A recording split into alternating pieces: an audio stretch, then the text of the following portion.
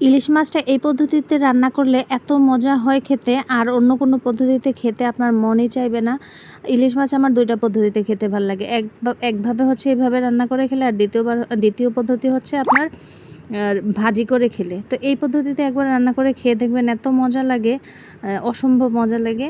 তো এভাবে রান্না করার জন্য আমি প্রথমে মাছগুলোকে ধুয়ে পানি ঝরিয়ে নিয়েছি। তারপরে হচ্ছে পেঁয়াজ বাটা দিয়ে দিয়েছি, তারপরে পেঁয়াজ কুচি দিয়ে দিয়েছি। এই ২ টা অ্যাড করতে হবে, পেঁয়াজ বাটা কিন্তু দিতে হবে। তারপরে সামান্য পরিমাণে রসুন এবং সামান্য পরিমাণে আদা দিয়ে দিয়েছি। আমরা সবাই জানি ইলিশ মাছে কিন্তু আপনার মশলা খুবই কম পরিমাণে দিতে হয়, না দিলেও ইলিশ মাছ খেতে মজা হয়।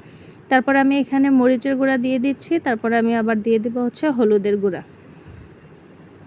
ব্যাস, এই রান্নাতে আর অন্য কোনো মশলাই ব্যবহারই করতে হবে না।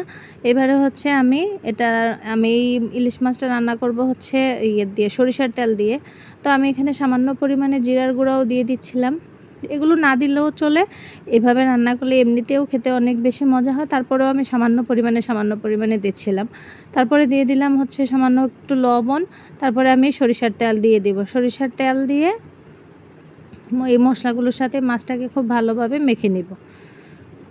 মেখে দিয়ে কিন্তু আপনার যদি আপনি এই পদ্ধতিতে রান্না করেন এবং এই রান্নার আসল স্বাদটা পেতে চান, তাহলে আপনাকে এভাবে মেখে দিয়ে কিন্তু ২ ঘন্টার জন্য রেস্টে রেখে দিতে হবে। তাহলে কিন্তু সবগুলো মশলা ইলিশ মাছের ভিতরে ঢুকবে এবং খেতে অসম্ভব মজা হবে। যত আপনি রেস্টে রেখে দিবেন, ততই কিন্তু এই তরকারিটা খেতে অনেক বেশি মজা হয়। আর যদি সাথে সাথে রান্না করেন, তাও ভালো লাগবে, তবে রেস্টে রেখে দিলে স্বাদটা এর চাইতে দ্বিগুণ গুণে বেড়ে যায়।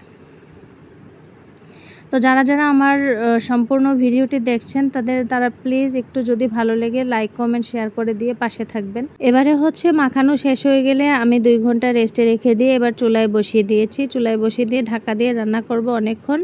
তারপরে আমি হচ্ছে ঢাকা উঠিয়ে ফেলবো। ঢাকা উঠিয়ে আবারও একটু সামান্য আলতো হাতে নেড়ে চেড়ে যাব, কিন্তু বেশি জোরে নাড়া যাবে না। বেশি জোরে নাড়লে কিন্তু মাছগুলো একটু ভেঙে যাওয়ার সম্ভাবনা আছে। তো যখন এরকম একটু মশলার সাথে এটার গ্রেভি ভাব হয়ে আসবে, তো ওই পর্যায়ে হচ্ছে আমি কয়েকটা কাঁচামরিচ দিয়ে দেবো। কাঁচামরিচের সেন্ট কিন্তু অনেক দারুণ আসে।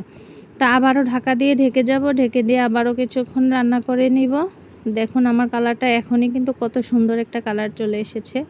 তো আমি আবারও ঢাকা খুলে দিলাম। খুলে আবারও একটু নেড়ে চেড়ে দিব। দিয়ে সর্বশেষে হচ্ছে আমি এখানে ধনিয়া পাতা অ্যাড করে নেব।